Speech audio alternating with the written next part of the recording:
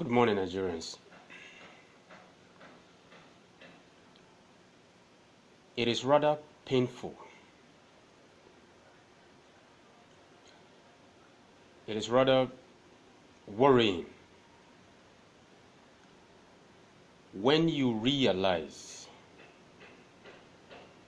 that a country that is expected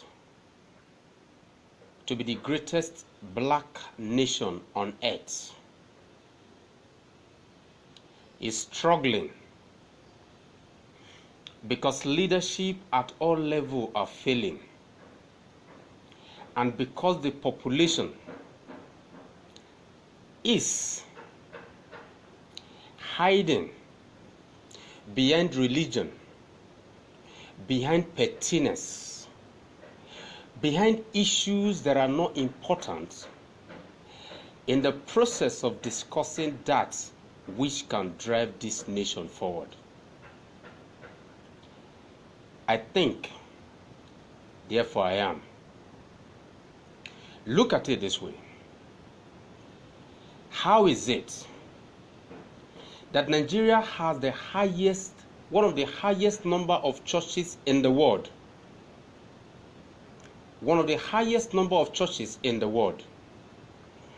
What has translated between our churches and our governors? How can we reflect? How can we look at Nigeria as it is right now and tell ourselves, you and I, that this country has benefited from religion, has benefited from politics, has benefited from governance generally? There are no evidence, there are no results to show that we have a country that is on the path of eternal redemption and fulfillment. That shows that we are a people that are ready to take the hard choices to drive this nation forward. Let us not be confused. Let us not be afraid to state our mind, but let us not be confused about the task that is facing us as a nation. You see, we can argue all we want. We can shout on each other all we want. We can quote books, reference so many issues. We can go into history. But something is constant in the struggle for the re-emergence of this country. And that is the fact that we are faced with leadership that have no insight into what governance is all about. You see, we are so quick to look at Singapore. We are so quick to look at the fantastic result of the Asian economies and the Asian countries. What we fail to realize is that every single one of the most fantastic economies of the world today, from Singapore under Lee Kuan Yew to the Chinese Communist Party. If you look at all of these economies and all of these states that have become model of the new economy, or the real economy, like an American economist once said, there is a constant. And the constant is their leadership understood, or their leaders understand that for greatness to be ingrained, for discipline to be ingrained in the life of a people, that the people must understand that leaders would lead when things are most difficult, and they lead without fear of what can go wrong. Because if we are afraid to take the hard choices, make the difficult choices, if we're afraid, if we're scared, nobody will make those choices. We will continue to kick the can down the road. We will continue to leave the burden for our children. Our children will leave it for their children, just like our fathers left it for us. So what do? We should understand, above all things, that yes, the president will not always be right. Nobody expects Buhari to be right all the time. No. He's a human being. He's made so many mistakes. But we expect that when government make a decision that affects the lives of its own people, government should understand that some of those decisions will not be easy, will not be accepted. But the government should not be interested in pandering, I'm using the word pandering, to the interest of those who have helped in destroying this country. There should be no pander. I understand the Islamization message is everywhere. We understand that the president is being blackmailed. We understand that above all things, those who will shout, the president is Christianizing the country in the north, will come to the south and shout, the president is Islamizing the country in the south. So you have a society that is divided along a fault line. And that fault line above all things has led to a situation whereby growth is almost impossible because development is seen from the prism of ethnicity, tribalism, and pettiness. So, what do you expect a president to do? You expect a president that can rise above these challenges. It is not easy. But let's be honest with ourselves. Yes, above all things, the noise, the religious noise, particularly that is coming from the Christian side of the divide with regards to this recent law, look at it in context. It is not even coming from the Catholics. It's not coming from the Anglicans. It's not coming from the Orthodox churches. It's coming from the Pentarascas. I call them Pentarascas because you look at the concept of religiosity, you look at the concept of Christianity and Christ, and everything we fight for. Everything we fight for. We're losing it because at the end of the day, what is being preached, what we are following is not all about Christianity. So the question therefore is this, is that what do we want as a country? Do we want to grow this country? Do we want a situation whereby every member of this country, every member of this state feel he has ownership in the country? Or are we growing Nigeria based on the ethnocentric interest of a few who above all things do not care about where this country go today or tomorrow or yesterday, but they care about how their country, how their pockets are embellished. It's a choice that reminds so many of us who believe in the interests of this country. It reminds us every single day that we should have a president who recognizes that, yes, I am going to be criticized for every decision that I make. Let's be honest with ourselves. When the president decided that the second Niger bridge is a factor, how many of those of us who supposedly are from the southeast took it upon ourselves to be pleased or to promote the message or to promote the approach that the president is interested in the interests of the country, whether you are from the south, you are from the north, wherever you are from? And so the issue is sentiments don't grow economies. Sentiment don't grow countries. Sentiment don't grow a people. Objectivity, fairness, and equality grows a people. And once a system of government begins to pander to the interest of a few, then we are always going to have a people who will never, ever grow the country. And we should never pretend about this. Whether you're a Christian or you're a Muslim, we don't care. Nobody cares. Whether you be Hausa man, you be Igbo man, we're not saint. We should be interested in what works for our country. I'm sorry, but this is a fact. I'm a Buharist. But when the president begins to pander to the interest of those who have continually destroyed that which keeps us, which is supposed to make us a strong nation, then the president is not doing right. Yes, and let's be fair with ourselves. You see, criticism is what it is, criticism. And so let us not just criticize for the sake of criticism, but let us look at that which is holding us back as a country today. It is a failure of leadership that is promoted by the institution of morality, the church and the mosque. Now, the churches and the mosque have become so close to leadership, so close to politics, that the people will not see the impact of leadership or political development and processes because the church decides, the mosque decides. And so our leaders are forced to consider the interest of the church, the interest of the mosque, the interest of the religious before the interest of the state. Now, are we a religious state?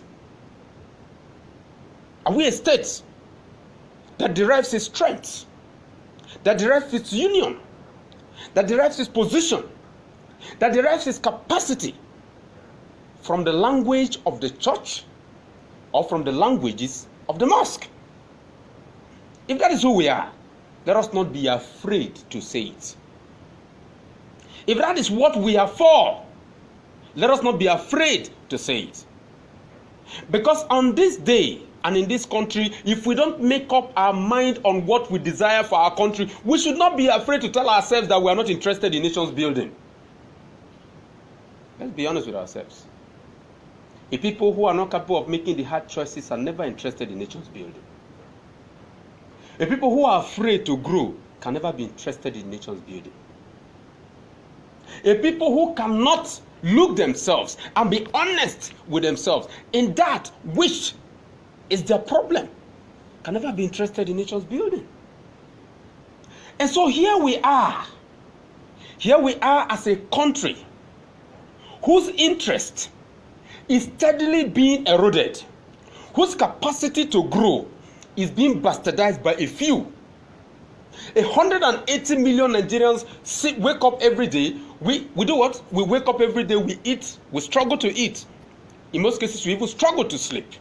We struggle to feed ourselves. We struggle to send our children to school. We struggle to get by day. But we don't struggle when it comes to defending the issues of religion, the issues of ethnicity, the issues of tribalism, pettiness, and so on and so forth. And so yes, there is a need for a new conversation, a new narrative. If we do not direct our anger at the quarters that have succeeded in turning us against one another, we should never pretend to tell ourselves the fact. And the fact is, we are not interested in developing this country.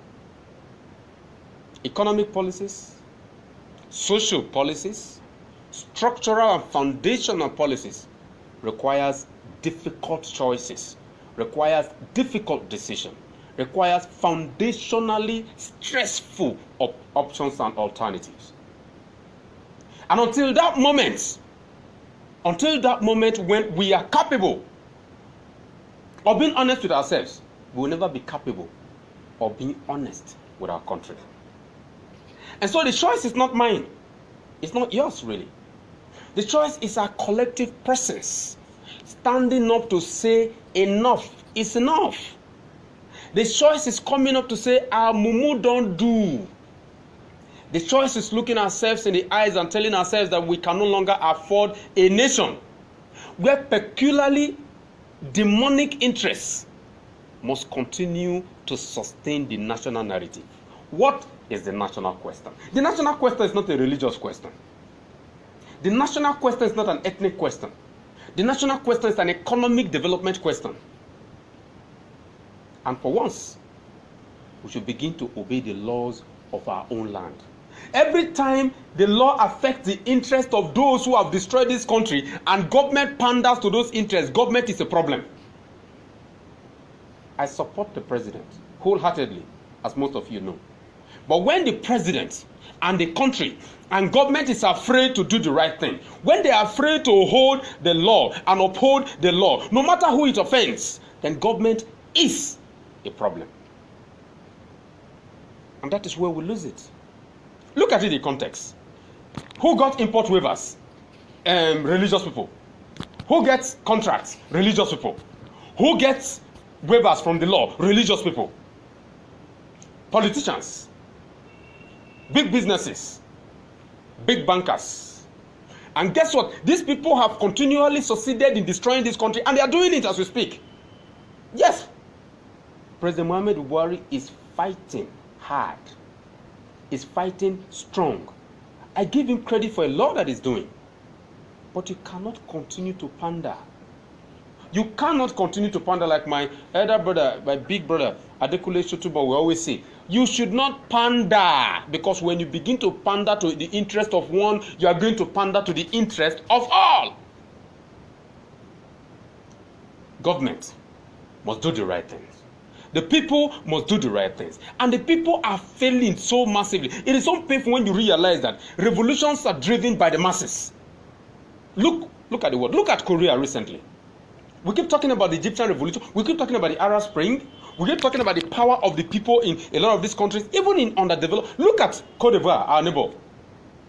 The people fight for their own interest. The people fight for that which they desire. The people rise up and hold the system accountable for where it is failing. What are we doing? When they punch us from the churches or from the mosque, when they punch us from the political sphere, when we are boxed into a corner, we pray. Let us continue to pray. What has it done for you? Prayers, as good as they are, don't change things. Your hard work does. And prayer supports that hard work. Our mumu never do. Our mumu never do. Our mumu suppose don't do to a point where you begin to look at people in the eyes and look, what is wrong in beginning to petrobomb the houses of politicians or the houses of men of God? What is even is that even a problem on its own? For how long has our life been petrobombed? Somebody said you should not talk about violence. What violence? The men of this country, the men and women of the Nigerian state have been undergoing sustained violence forever. Forever. The people have been undergoing sustained raping forever. Government is raping the people. Religion is raping the people. And this has been continuous for a lifetime. So what are we talking about? Where is anybody? Where are we driving at when we say, look, let us try to be nice? Nice about what? About the fact that above all things, the men who are supposed to lead, the men who are supposed to uphold the interest of the people, end up being the same people who destroy the capacity of the people to succeed. I should be nice. I should be fair. Fair to who? Poverty is not fair to anybody. The hunger on the street is not fair to anybody. The fear of the typical Nigerian. You see, most of our people sleep in the night and they cannot wake up. They are afraid to wake up. Do you know what it means to go to bed at night and you are afraid to stand up from your bed? Nigerians are not sure of what we wake up to the next morning. Nigerians are not sure of the type of life that the next day holds. Nigerians are not certain of what the future is. Schools are just resuming. Parents are not sure of the next school fees. Most parents, I am one. I speak to you from the heart. And so most of us we feel this problem, we live this problem, we experience this problem, and we pray about this problem. What has that got to do with it? If you have a problem, you fight to solve it. And when government is not doing right, you tell government, you are not doing right. When government is doing well, you say that they're doing well. Yes, the president has made significant inroads in infrastructure and so on and so forth. But the point is this, is that it should be sustained and absolute. That is what we're saying. Because when we're afraid to do the right thing, we'll be afraid to stop evil. It is very important. Above all things, it is very important for us to uphold that which makes us strong. And the people must rise. The people must, wherever you are, in your bedrooms, in your offices, on the street, it is time to look at yourself and tell yourself that if I don't fight my fight, who will fight it for me? The people must rise. Our mumu must do. We are our own problem. Yes, we are.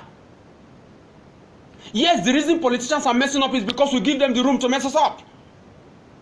Yes, the reason we are hungry is because we have allowed a system of religious political corruption to be so empowered that the monster, that the demon is holding us to ransom, and we are afraid to fight it. Guess what? Let nobody tell you, let us not sweet talk ourselves. If we don't fight this demon, the demon will not go away. You see, while the interest of the church is protected by government, and the interest of the mosque is protected by government, while the interest of the rich is upheld by government, while the capacity of the people is reduced by government, the people will continue to suffer. Once they cannot fight, the alternative is suffering. Once you cannot hold your government accountable, you will suffer. Once your government refuses accountability, you will suffer. Once your mosque refuses accountability, you will suffer. Once your church refuses accountability, you will suffer. Because then they cannot hold government accountable.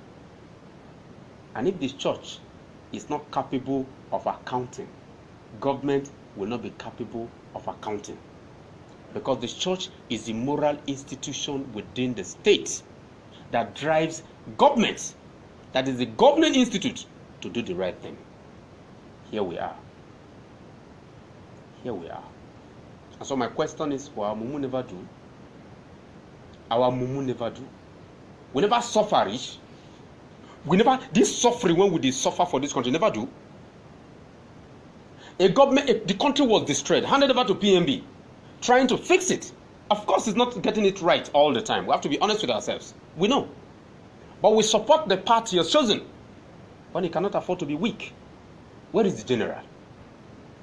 That is the question. Where is the general? Where is our general? Don't tell me that dictatorship is not a part of democracy, because all over the world, particularly in the Arab world, in the Asian world that we so much reference, they are mostly benevolent dictators. Lee Kuan Yew was not a Democrat. Mahathir Ibn Mohammed was not a Democrat. The Chinese are not Democrats. Go to Thailand, they are not Democrats. Go to Vietnam, they are not Democrats. Yes, they operate under democratic institutions, but the benevolent aspect of their dictatorship is always there. We cannot afford weakness. Our mumu never do. This movement is a movement of, it's not a movement of Recession. It's your movement. We need to rise up wherever we are. We need to begin to spread the message and tell the world that our mumu don't do. Tell your neighbor that your mumu don't do. Tell your children that our mumu don't do. Fight this system. We can support the president by fighting the system. And we can tell him he's wrong by fighting the system. The next project is to fight.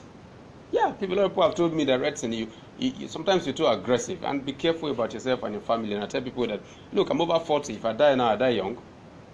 Forget that one, man. The moment we begin to think of death, the moment we begin to allow them to threaten us with death, that is the day we die. The day you allow politicians or anybody to threaten you with death, that is the day you die. We are dead already. In this country, we should call ourselves the living dead, the walking dead. What are we living for? How many Nigerians can stand up, wake up and say, I want to go and watch Eyimba or watch Sunshine? How many of us can do that? How many of us can even afford it?